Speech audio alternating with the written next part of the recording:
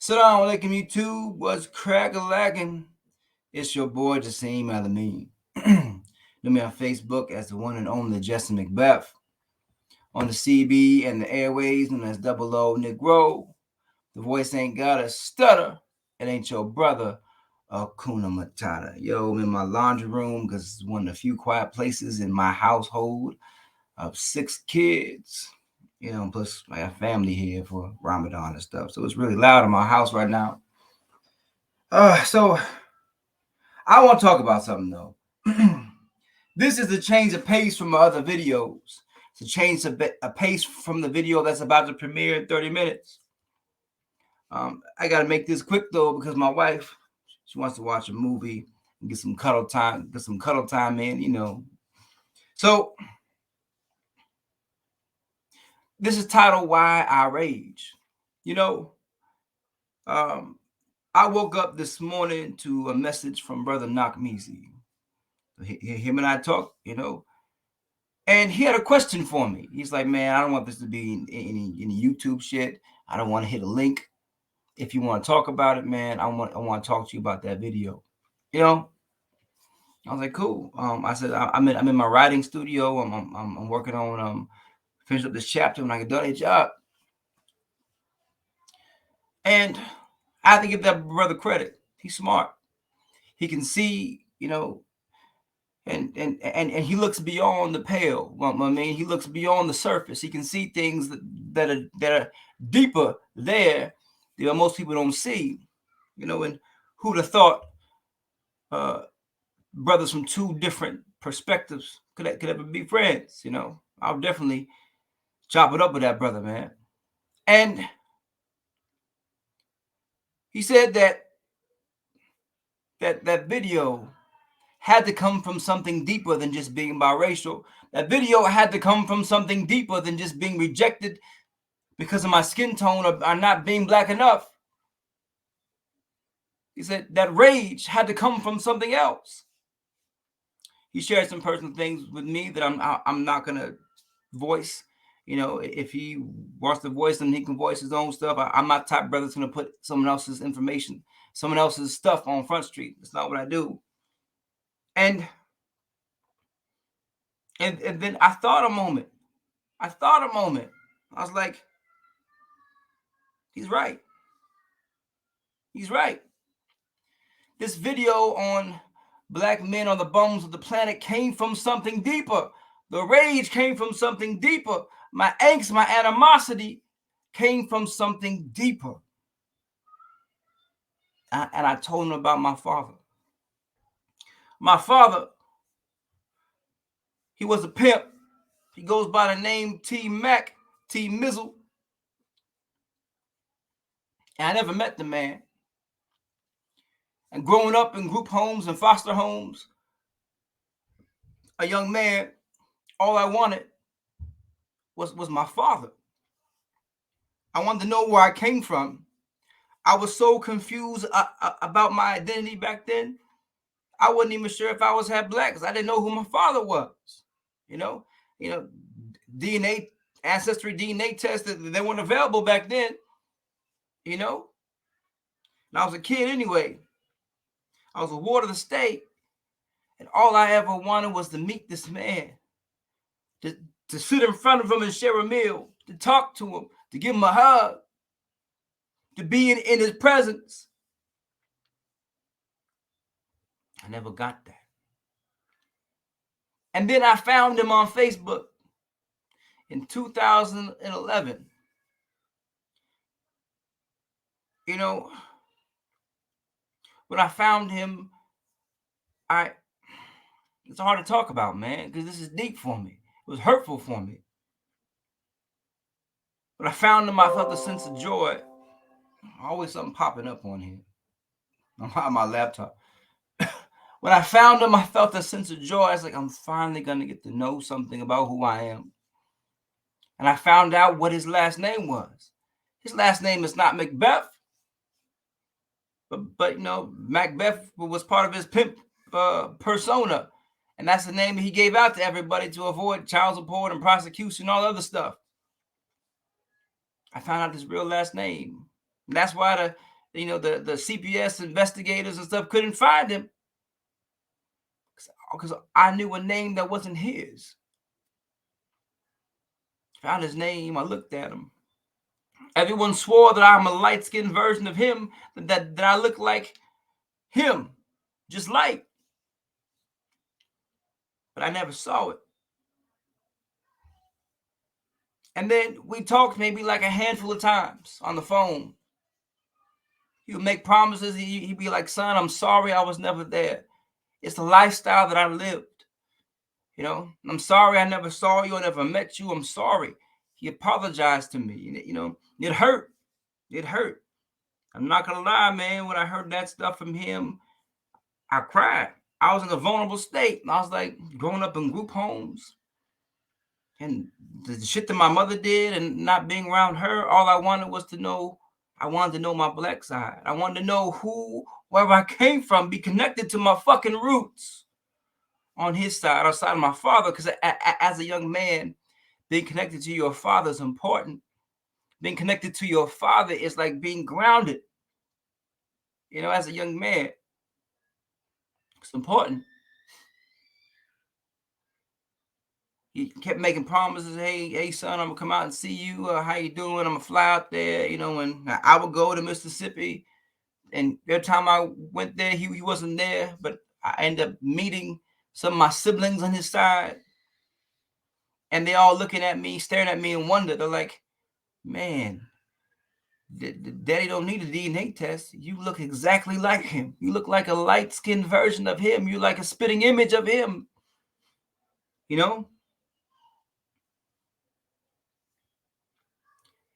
And then 10 years later, in December of 2021, a few months ago, my father passed away. My father had multiple heart attacks, multiple strokes, and passed away. I never got to meet that man. And that hurt me, man. That hurt. I found myself, I was driving to my land in Georgia when my half-sisters called me and told me what was going on, that he was going to die. That he was pretty much dead. He was on life support. And they were flying out to Arizona to take him off life support. I had to pull over while I was driving to my property in Georgia. I had to pull over because my eyes missed it over. And I don't know why. I don't know why I found myself on the side of the fucking highway in my vehicle, sobbing for a man that I don't know, sobbing for a man I never met.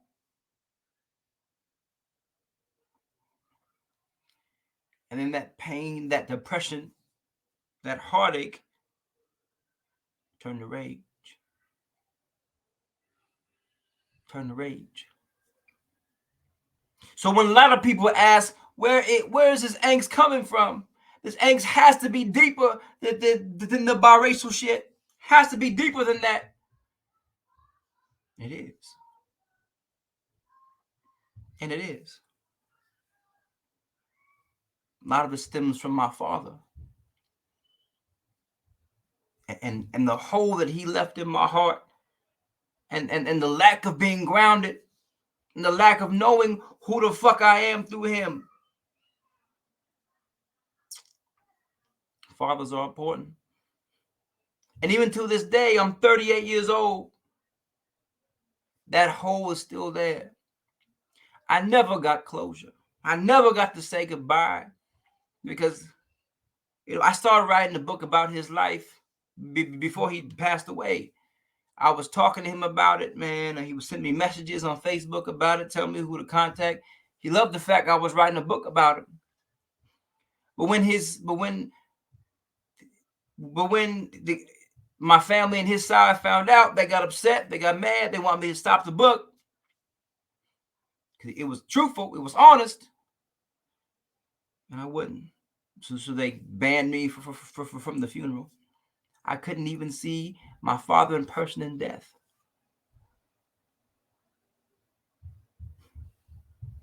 It hurt. I became enraged inside. That pain that hurt became anger. I lashed out. I lashed out like a motherfucker. And that pain, that anger, and that rage from the hole that my father left in me mixed in with all the bullshit that I endured for being biracial, for being born this way, for being born a mixture of Arab and a mixture of black, for being born confused and lost, being born not accepted, for being born to be not black enough for one side, but too black to be anything else. It mixed with that, it mingled. It was like water hitting oil. It bubbled over, it erupted, it steamed.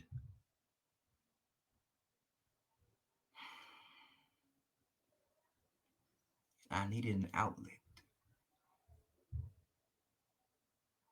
And I found it. Because all my life I've been fighting dark-skinned niggas. All my life people been attacking me because I'm light-skinned, because I'm biracial, because I'm mixed, because my skin tone. All my life I've been squabbing. I've been in these damn streets. And it built up. And I let it out. I let it out hard. It's been driving my angst. It's been driving my anger. It's been driving me. It's been pushing me. You know?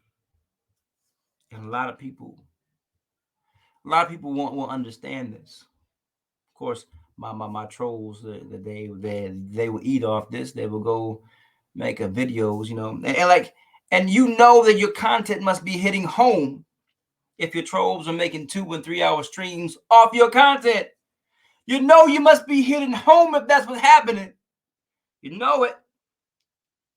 And I know that this one right here is deep. I know my trolls are gonna make a 2 or 3 hour stream off of this one too.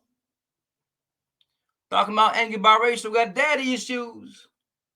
But I'm no different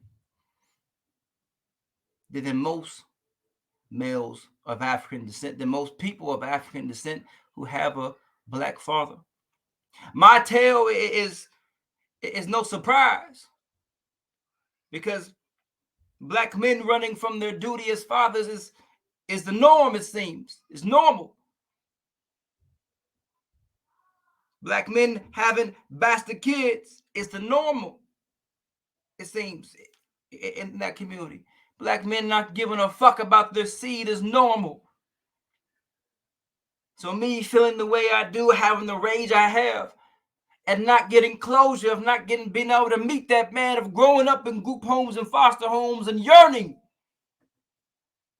to talk to him, yearning to be in front of him, yearning to look in his face, to smell him, to share a meal with him.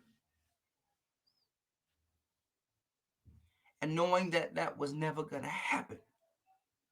Knowing that motherfucker died on me before he can finish his promise, before he can come through. Knowing that he abandoned me again. That's what it is.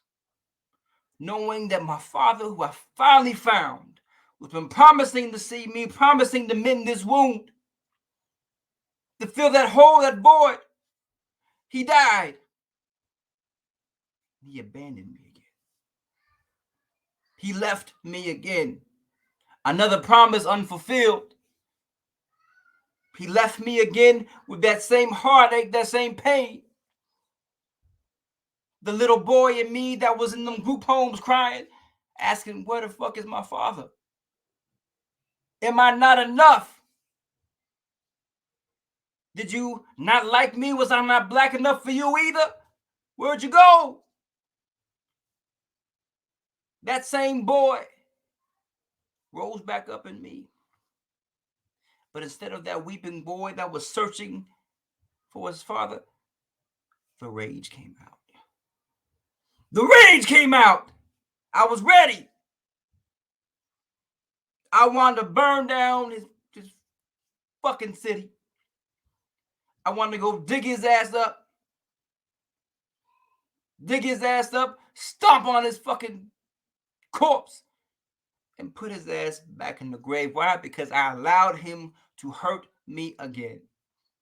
And even though him dying wasn't his fault, people died. I couldn't see it then. I couldn't see it. I was so in my emotion, so in my pain. I couldn't see it. So one of the driving factors of my rage is that. So one of the driving things behind all this so-called angst, this anger that is angry biracial, comes from that hole that my father left in his passing. Comes from those unfulfilled promises.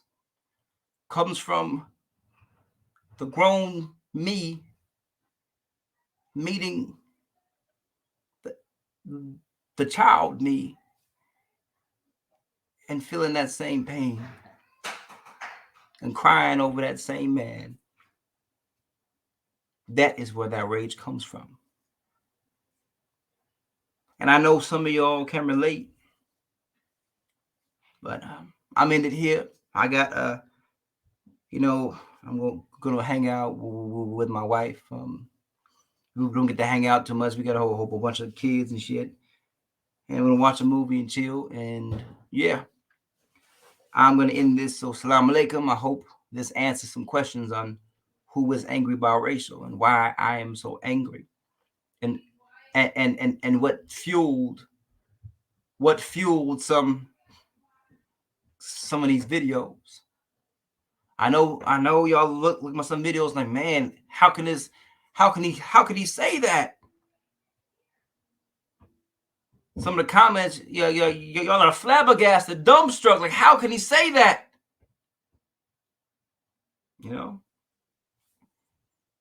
Comes from a place of anger, a place of hurt.